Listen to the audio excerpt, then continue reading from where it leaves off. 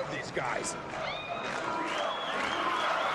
Hello, everyone, and welcome to Secondhand Lions. This is Bill Radford here with my good friend, longtime friend, John Drennan, and we are following the Detroit Lions season this year. Hopefully, it's on the way to the Super Bowl.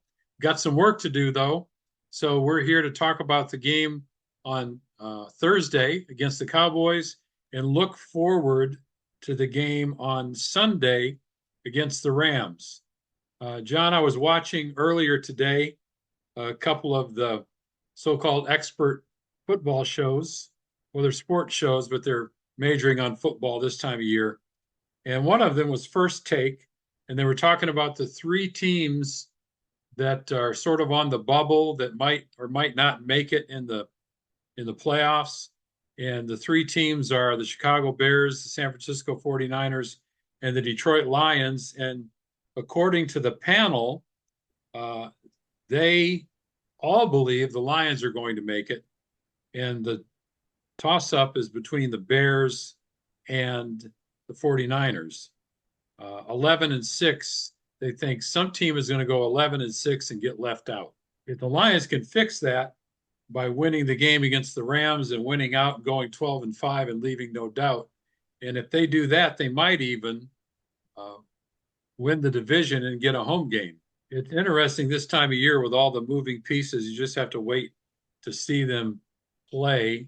As they say, the games are not played on paper. You and I were discussing beforehand, if statistically the Lions are one of the top five teams in the league, but they're 8 and 5. I think they've lost three games they could have won, but that's how it goes some years. They have a tough schedule remaining, but they're good enough to beat all those teams. Yeah, absolutely, Bill. And it is that time of year. It is really interesting, isn't it? And especially this year with so many teams.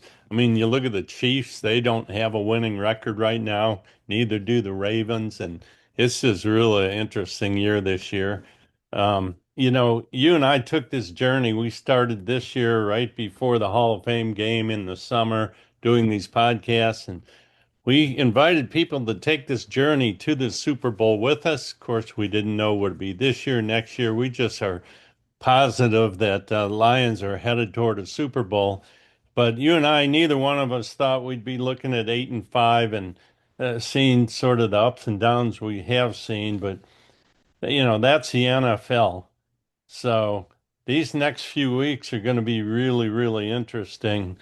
And you mentioned the First Take and the fact that those announcers put the Lions ahead of the 49ers and who was it? The The Cowboys Bears, or the Bears, I'm Bears. sorry. Yeah. And that reminded me prior to the Cowboys game, the broadcast team that I was watching, I believe 1 out of 5 picked the Lions and 4 picked the Cowboys. And part that mentality is, well, what'd you do for me lately? But I think the guys who you talked about really respect what the Lions have done the last couple of years and see them as a team that could be in the Super Bowl. And I think the people that fell in love here with the Cowboys saw that they beat last year's Super Bowl winner and the prior year's Super Bowl winner, both teams that were in the Super Bowl last year, Eagles and Chiefs. Cowboys had beat them back to back after beating the Raiders. So I get that they were high on the Cowboys, but boy, didn't the Lions come out and play inspired at Ford Field to win that one 44-30. Yeah,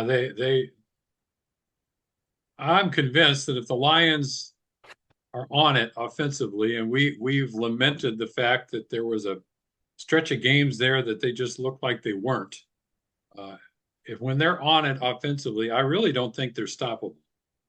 Um, You they know, they can run it with anybody, maybe better than anybody. They pass as well as anybody. Um, yeah, I just they make big plays out of small plays. They were talking about the announcers in the last game. They were discussing how Goff hasn't really thrown the ball down the field that much, and yet they have a lot of explosive plays.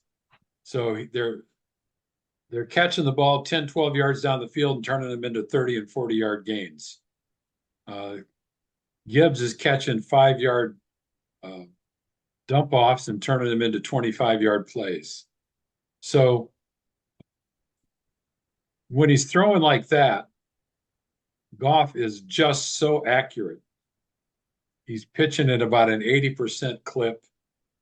Um, and that's probably what might be the Bears' demise is you see Caleb Williams, who's looks like he has a world of talent, but he's not accurate.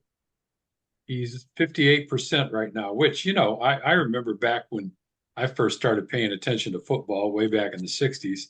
If a quarterback had a percentage of over 50%, it was considered good. Yeah, Now you're you right got to about be that.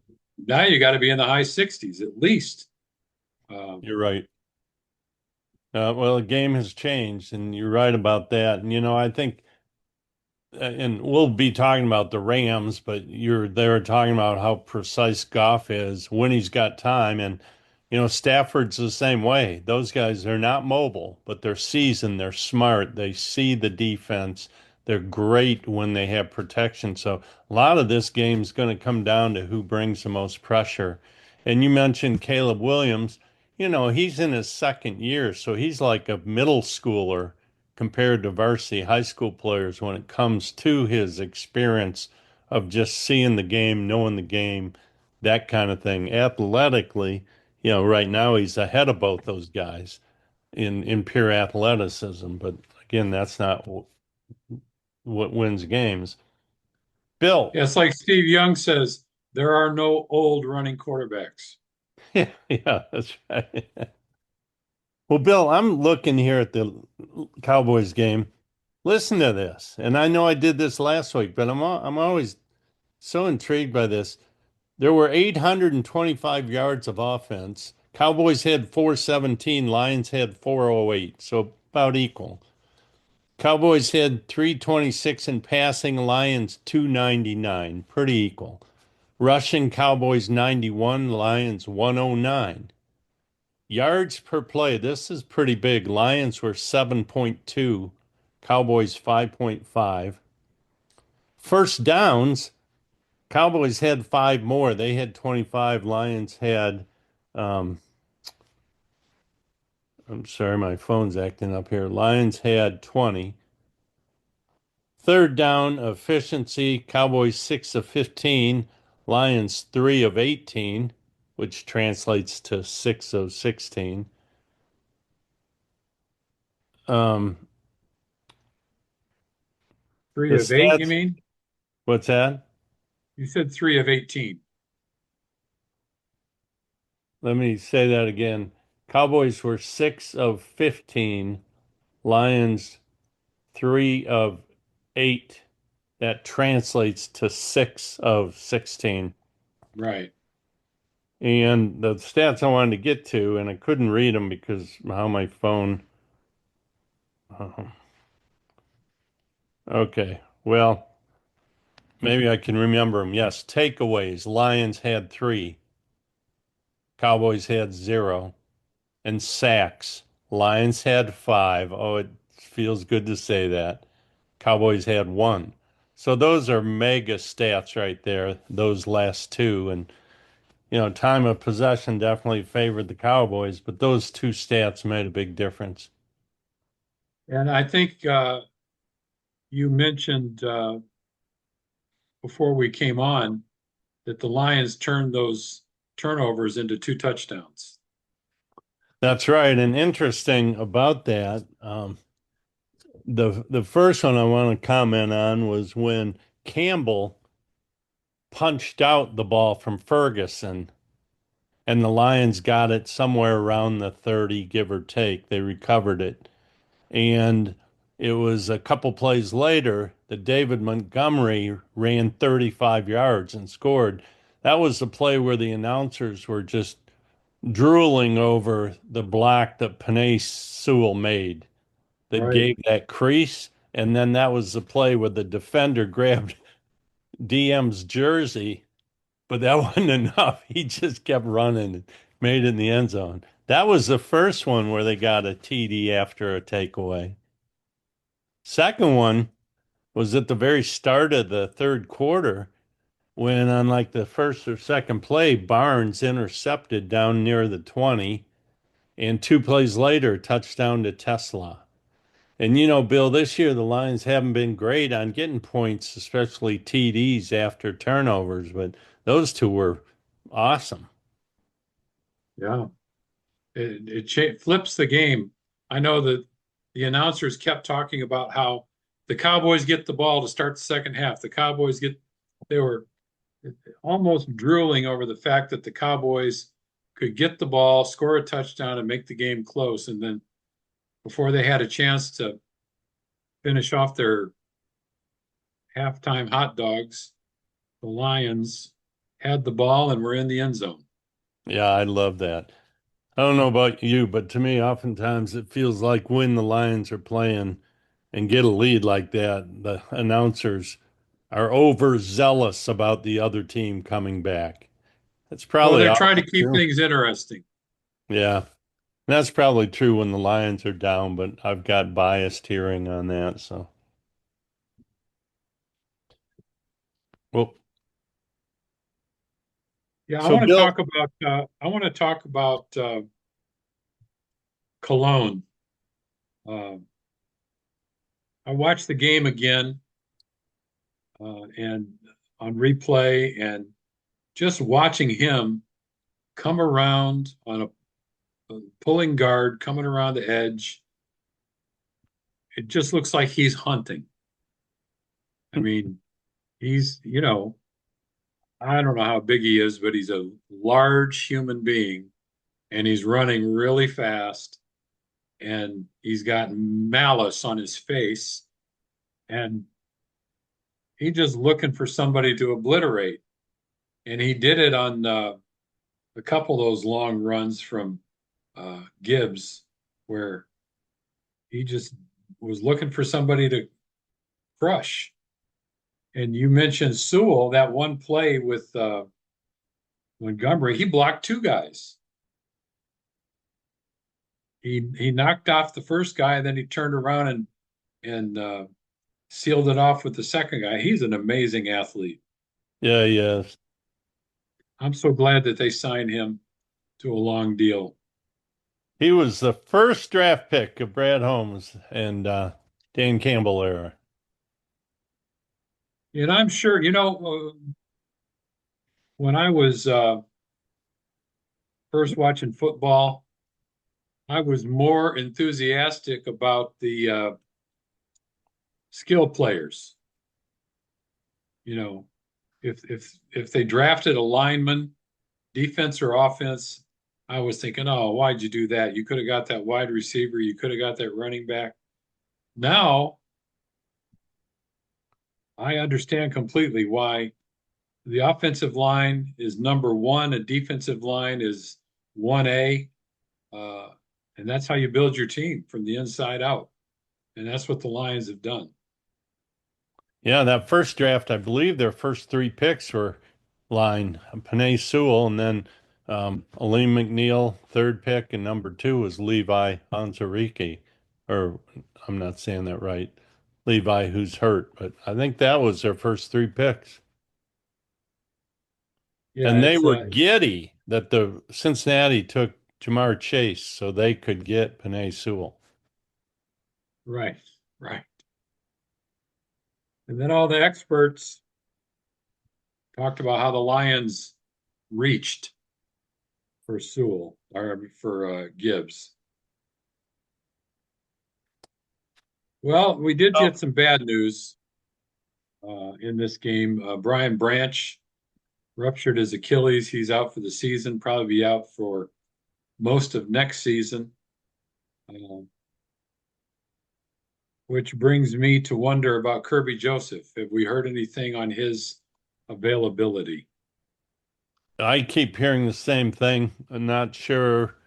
I my reading between the lines is he's not going to be ready, and he may have an issue that he may not be back this year. This is just John Drennan gut based on the things I hear that are not that there just seems to be chatter, but nothing very optimistic. But maybe he will play this week. Hopefully by the playoffs, assuming we get in the playoffs or sooner. In the meantime, they did sign a 10-year veteran who um, he's that means he can come in and play. He's a 10-year veteran.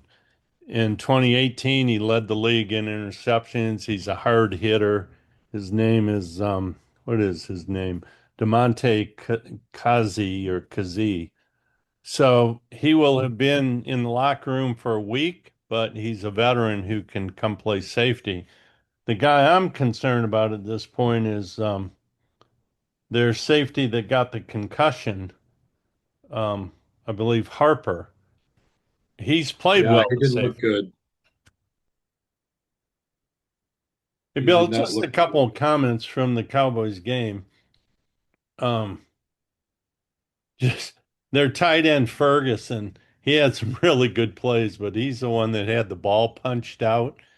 And you could kind of see when they were going off the field, Dak Prescott showing him hold it high and tight, which is something you've talked about repeatedly. And it looked like that's what he was showing him. Man, you got to tuck the ball. Well, then on the very next series was Ferguson had the penalty that offset the penalty that would have put the Cowboys on the 2 yard line. I don't know if you Yeah. remember that. And that was like a 60-yard play. Looked like Cowboys will get it at the two and go score. Instead, offsetting penalties. And I forget what happened after that. They might have driven to a field goal, but boy, back to back tough ones for Ferguson. Um, and then Bill, that field goal at the end of the second quarter was a big deal. Cowboys kicked one and then we got the ball back with under a minute. I went back and rewatched that. St. Brown caught a pass for about 5 yards. Gibbs then went for, I think it was 15 or so. And then St. Brown went for another 6 or 7. Then St. Brown got a penalty. The guy guarding St. Brown, so they picked up another 10 or 12 and a first down. Ended up kicking that field goal that gave them another 3 point right at the beginning of the half. I thought that was great. Yeah, they're fortunate to have a good field goal kicker, um, but they were just so precise and methodical and not in a hurry, even though they only had 48 seconds. Yep. They got down the field, got in field goal range, and he made it. And that's why, and you and I talked earlier again about just how precise and good they are when Goff has time, and that's what that was. And that's why I think this game against the Rams, it's going to be fascinating with these two quarterbacks and who gets the most time or not. Bill, um, Gibbs had another great game. He gets great plays on the passing game. I think he had 70 yards in the passing game. But David Montgomery, 6 carries for 60 yards, including that key TD of 35 yards. And it was great to see how both those guys contributed in such a big way. And then JMO and St. Brown, Bill, both had over 90 yards receiving. And so many of those to both of them were such big plays. And that balance, I love that. Remember 5, 6 games ago, JMO was like nowhere to be found. That was before Dan Campbell took over the play calling. Exactly. And my constant mantra, especially when Saint went down for a game, was just get JMO the ball. Get him the ball. Have him wildcat. Hand it to him. Toss it to him. Pitch it to him. Get him the ball. They've been Yeah, doing. and the thing about him is he's not easy to bring down either. That's why. Get him the ball. Right. He's so fast, and he's just able to spin out or uh, pull away when you've got to really wrap him up to get him down. Yeah, you do. But You look at him and go, is he that strong? But I think it's a combination of explosive speed with strength. He's very strong and the for his fact that size. because he's so fast and slippery, the guys that are trying to tackle him don't really have a good hold on him. That's right. But one of the most encouraging things to me was the first play on offense of the Lions. Uh, you know, um, St. Brown was injured. He was coming back. People weren't really sure how he was going to be. He tried the ankle that earlier in the day and decided that he could play, uh, but they weren't sure how he was going to be. First play from scrimmage, they threw it to him and he got a good gain, and it's like, all right, he's going to be all right. And I think that fired up the team. Yeah, I think that sent a message to both teams. And I agree. That was great. Well, maybe we should talk a little bit about the Rams, unless you have something else you want to talk about to this last game. Well, I do have one more thing. I found myself I don't like this year how much it feels like the referees just insult the game. I know it's a really impossible task, but I thought the Jack Campbell's safety, they finally showed an angle where I thought, okay, the ball hadn't gotten to the goal line, but I, I either way, I thought that's a safety, and they needed because they called safety, they needed irreversible evidence, and I just didn't. I questioned that, and then later, you remember the play where the Cowboys went off sides? Jared Goff Oh thought yeah, free play, oh yeah. and they didn't call it. And I don't think that was one they could go back and look at, but I just thought that was offsides. And it's irritating to see plays that to every viewer says that's a safety and that's offsides. And then they look at this micro view of it on video and say, well, no. So I've You know, that's my beef from that game. uh, and I was right there with you on the safety, but I was actually thinking when they decided it wasn't a safety, this could work for the Lions. Because if it is a safety, they're going to punt it from the 20.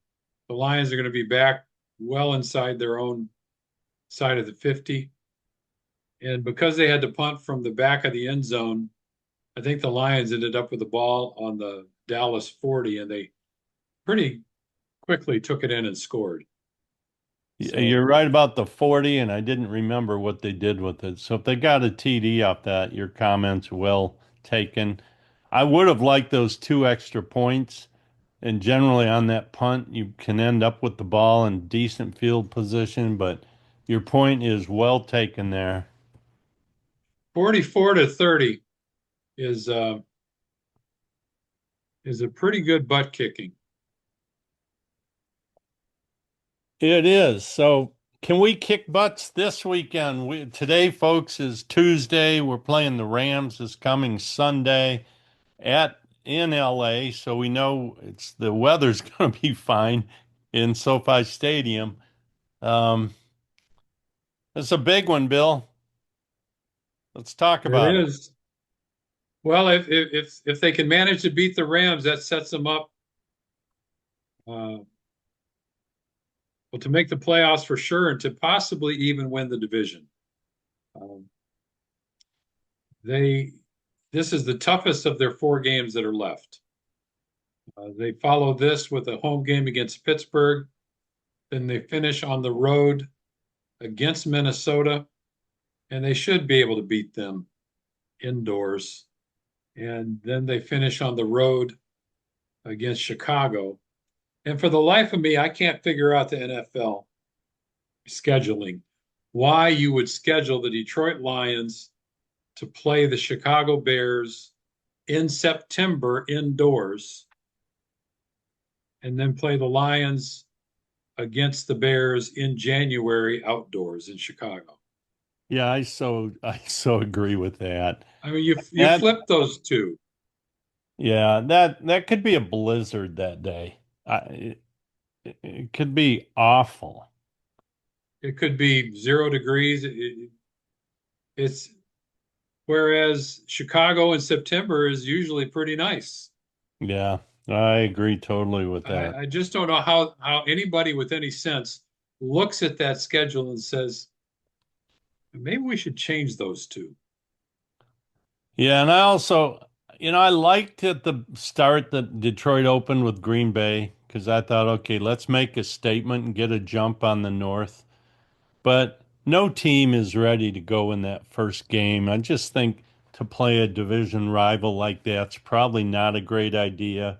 But then for the Packers and Bears to play each other twice in 3 weeks, that seems kind of bizarre too. But So if the there's a Lions lot. do beat the Rams, I think we're all set up to be in the playoffs at least. If they lose, they have to win the rest of them.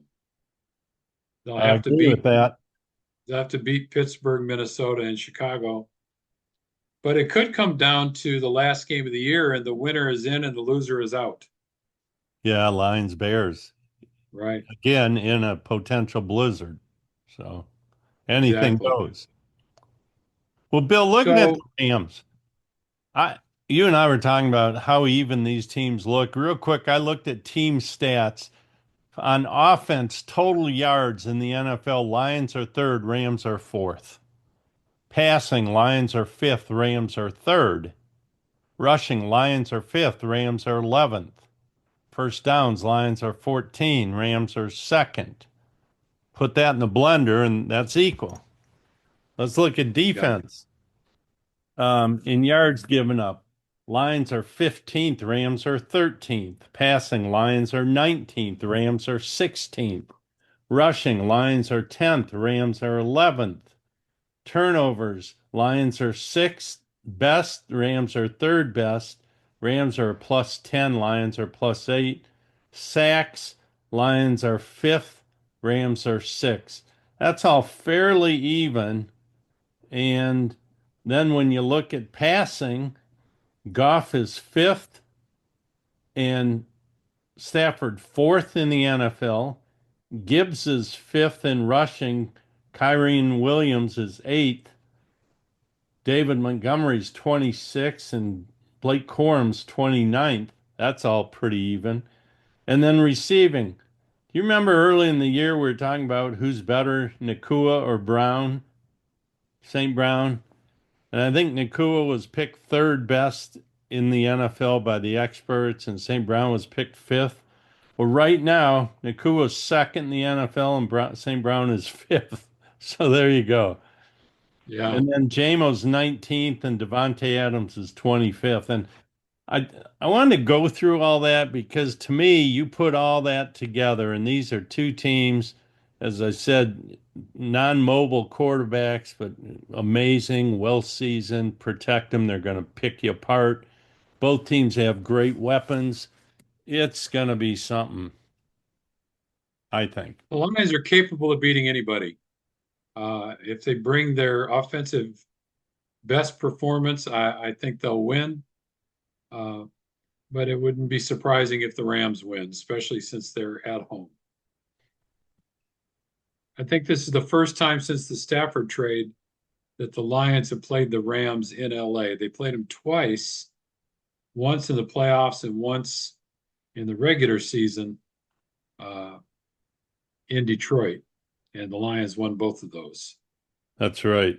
And you mentioned the trade in 2021. Brad Holmes came in, traded Matthew Stafford away. And what'd they get? Jared Goff, that year's third round pick, and the next 2 year first round picks. And I believe it was that first round pick from the Rams that allowed them to take Jahmyr Gibbs. Yeah. because the Rams didn't do that well after winning the Super Bowl, and the Lions got the 12th pick there. Quite sure I'm Well, right on I would take the Lions not doing well for a year if they win the Super Bowl. that. Oh, yeah. We could pack up our podcast and say mission completed. But That's right. So, well, do you have a score? Let me write mine down here real quick. well, I do, Bill, and I just went through all those stats. So I this is a real tough one for me. So I wrote down, okay, what do the Rams have going for them? Well, maybe a revenge game. You mentioned earlier, Lions have beat them twice and took them out of the playoffs 2 years ago. The Rams are home. The Rams are loaded with offensive weapons, and the Rams have a really good D line, which could be problematic for the inconsistent Lions offensive line. But then I look at Detroit. Stafford's immobile. What's that mean? Well, we've done pretty well this year against mobile quarterbacks, but there's still an issue.